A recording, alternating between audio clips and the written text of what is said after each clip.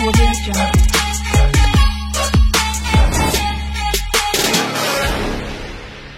Friends, అందరికీ నమస్కారం. నేను మీ సేవ ఆంజనేయులు, మీ అందరి సేవలో. ఫ్రెండ్స్, ఇవాటి వీడియోలో వైఎస్ఆర్ పెన్షన్ కానుకకు సంబంధించి ఒక కొత్త అప్డేట్తో మీ ముందుకైతే రావడం జరిగింది.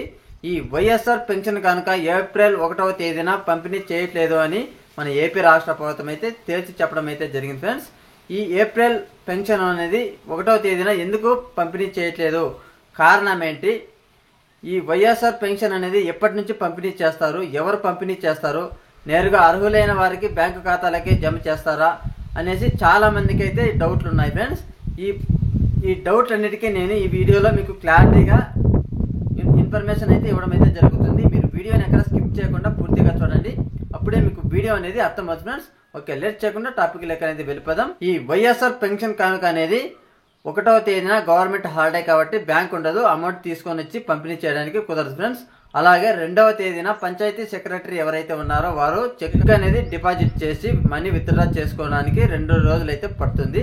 మనకు 3వ తేదీన తెల్లవారుజామున 6 గంటల నుంచి ఈ వైఎస్ఆర్ పెన్షన్ అనేది 3వ తేదీ నుంచి 9వ తేదీ వరకు ఈ వైఎస్ఆర్ పెన్షన్ పంపిణీ కార్యక్రమం అయితే ఉంటుందని చెప్పడం అయితే జరిగింది. ఫ్రెండ్స్, ఇంతకీ ఈ వైఎస్ఆర్ పెన్షన్ అనేది వాలంటీర్లు పంపిణీ చేస్తారా, లేకపోతే ఈ గ్రామ వార్డు సచివాలయ సిబ్బంది కనుక పంపిణీ చేస్తారనేసి ఇంకా తెలియాల్సి ఉంది. ఫ్రెండ్స్, ఎటువంటి అప్డేట్ లేదు.